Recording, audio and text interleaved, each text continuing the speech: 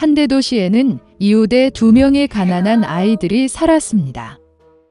카이와 게르다는 남매처럼 서로를 사랑했습니다. 부모님은 그들이 지붕에서 서로 가서 장미 아래 벤치에 앉아 방문하도록 허용했습니다. 따뜻한 계절에는 이곳에서 다양한 게임을 발명했고, 겨울에는 따뜻한 난로 옆에 앉아 할머니가 자주 하시는 놀라운 이야기를 듣는 것을 좋아했습니다. 한 번은 아이들이 그림책을 보고 있을 때 카이는 눈과 마음을 찌르는 것을 느꼈습니다. 이것은 강력한 여인인 눈의 여왕의 거울 파편이었습니다. 그 이후로 소년의 행동은 극적으로 변했습니다. 그는 화를 내고 무례하고 잔인해졌습니다. 어느 날 카이는 터보건에 갔지만 돌아오지 않았습니다. 게르다는 카이의 실종 사실을 알았을 때 오랫동안 울었다. 하지만 그녀는 카이가 살아있다고 확신했기 때문에 그를 찾기로 결정했습니다. 오랫동안 거더는 숲과 들판을 걷다가 꽃에 묻힌 멋진 집을 발견했습니다. 안주인이 그녀에게 나왔습니다. 그것은 큰 밀짚 모자를 쓴 늙고 오래된 마법사였습니다. 노파는 게르다를 정말 좋아했기 때문에 불쌍한 소녀를 홀리게 하여 영원히 함께 떠났습니다. 거더는 여행의 목적을 잊고 친절한 여주인의 멋진 정원에서 많은 시간을 보냈습니다. 우연히 장미를 보고 카이를 기억하고 마법에서 깨어나면 길을 갔다. 도중에 거더는 크고 똑똑한 까마귀를 만났습니다. 그는 그 소녀에게 결혼을 앞둔 공주를 안다고 말했고, 그녀의 약혼자는 카이와 매우 흡사해 보였다. 까마귀는 게르다를 데리고 가기로 했습니다. 한 번 궁전에 들어서 거더는 미래의 왕자를 보았습니다. 불행히도 케이아이는 아니었습니다. 소녀의 슬픈 이야기를 듣고 공주는 마부와 하인, 신발, 머프, 멋진 드레스와 함께 황금 마차를 그녀에게 선물했습니다. 그리고 거더는 길을 쳤다. 어두운 숲에서 반짝이는 마차는 즉시 강도의 눈을 사로잡았고 즉시 공격했습니다. 강도는 게르다 포로를 잡았습니다. 그녀는 거더를 강도의 성으로 데려가 라플란드의 숲비둘기와 술록이 들어있는 동물원을 자랑했습니다.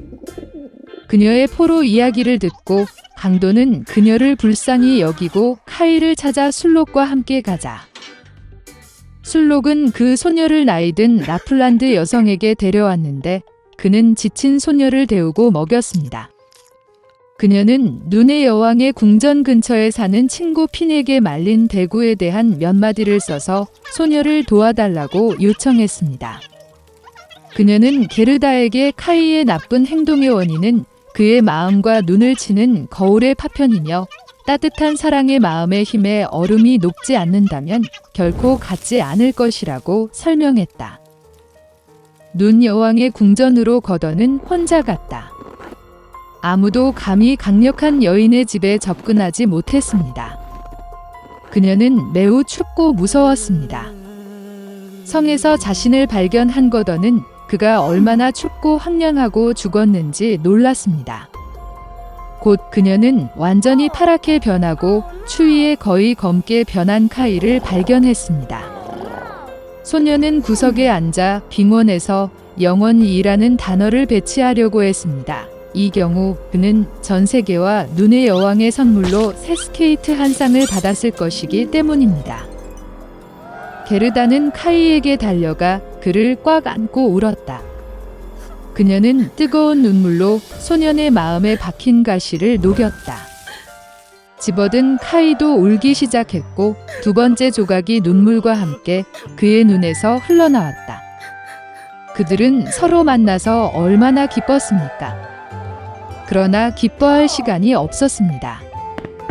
눈의 여왕이 돌아오기 전에 그들은 얼음 궁전에서 나와야 했습니다. 카이와 게르다는 마침내 눈의 여왕의 왕국에서 나왔을 때 그들은 서둘러 집으로 돌아갔다. 돌아오는 길에 그들은 거더의 수색을 도운 모든 친구들을 만났습니다. 집에서 가장 좋아하는 피는 장미가 그들을 기다리고 있었고 일어난 모든 일은 곧 무거운 꿈처럼 잊혀졌습니다. 남편과 아내가 살았습니다. 오랫동안 그들은 이미 아이를 갖고 싶었지만 거기에 없었습니다. 어느 날 아내가 병에 걸렸습니다. 남편은 그녀에게 가장 원하는 것이 무엇인지 물었습니다. 아내는 가장 아름다운 꽃이 많이 자라는 웅장한 정원이 근처에 있다고 대답했습니다. 정원에는 아름다운 라푼젤이 있습니다. 너무 신선하고 녹색이어서 그녀가 정말 맛보고 싶었습니다. 그러나 정원은 높은 울타리로 둘러싸여 있었고 이 정원은 한 마녀의 소유였기 때문에 아무도 감히 들어갈 수 없었습니다. 그녀는 큰 힘을 가지고 있었고 세상의 모든 사람들이 그녀를 두려워했습니다. 남편은 아내를 매우 사랑했고 비용이 얼마든지 간에 그녀를 위해 라푼젤을 받기로 결정했습니다. 그래서 황혼 무렵에 그는 돌담 너머로 마법사의 정원으로 올라가서 서둘러 녹색 라푼젤 한 줌을 집어 아내에게 가져왔습니다. 그녀는 즉시 샐러드를 만들고 탐욕스럽게 먹었습니다. 그녀는 이 샐러드를 너무 좋아해서 다음날 이전보다 더 원했습니다. 남편은 다시 정원으로 들어갔지만 마녀는 이미 그 앞에 서 있었다. 그녀는 화가 나서 그를 노려보며 그가 라푼젤을 훔친 것에 대해 많은 돈을 지불하겠다고 말했습니다.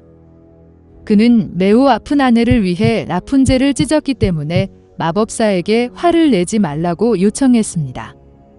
그리고 그는 그녀를 너무 사랑합니다. 마녀의 분노가 조금 지나갔고 그녀는 그것이 사실이라면 그가 원하는 만큼 라푼젤을 모으도록 허용하지만 한 가지 조건으로 말했다. 그는 아내에게 태어날 아이를 마녀에게 주어야 할 것입니다. 남편은 두려움에 동의했습니다. 아내가 딸을 낳았을 때 마녀가 즉시 나타나 아이를 데리고 라푼젤이라는 이름을 지었습니다. 라푼젤은 세계에서 가장 아름다운 소녀가 되었습니다. 그녀가 12살이었을 때 마녀는 그녀를 탑에 가뒀습니다. 그 탑은 숲에 있었고 문이나 계단이 없었습니다. 맨 꼭대기에만 작은 창문이 있었습니다. 마녀가 탑을 오르고 싶을 때 그녀는 라푼젤에게 전화를 걸어 낫을 끌어내렸습니다. 그리고 라푼젤은 길고 아름다운 머리카락을 가졌습니다. 그녀는 마녀의 목소리를 듣고 머리띠를 풀고 창갈고리에 묶고 머리카락이 떨어지고 마녀는 올라가서 그들에게 달라붙습니다. 몇 년이 지났고 왕의 아들이 탑이 서 있는 숲을 통해 말을 타고 있었습니다. 갑자기 그는 노래를 들었고 너무 즐거워서 멈추고 듣기 시작했습니다. 라푼젤은 멋진 목소리로 그것을 불렀습니다. 왕자는 올라가고 싶었습니다. 그는 탑 입구를 찾기 시작했지만 그를 찾을 수 없었습니다. 그는 한때 마녀가 라푼젤이 그녀를 낮추는 머리띠를 어떻게 올라가는지 보았습니다. 그리고 다음 날 이미 어두워졌을 때 왕자는 탑으로 올라가 라푼젤을 불렀습니다. 그녀는 듣고 머리띠를 뽑았고 왕자는 올라갔습니다.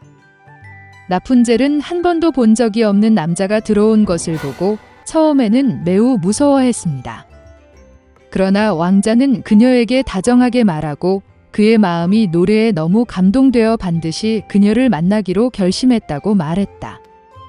그런 다음 라푼젤은 두려워하지 않았고 그가 결혼하기로 동의했는지 물었을 때 그녀는 동의하고 그에게 손을 내밀었습니다. 그러나 그들은 함께 내려가는 방법을 몰랐습니다. 그들은 왕자가 오면 매번 그와 함께 실크 조각을 가져가고 라푼젤이 사다리를 엮을 것이라는 것을 알아냈습니다.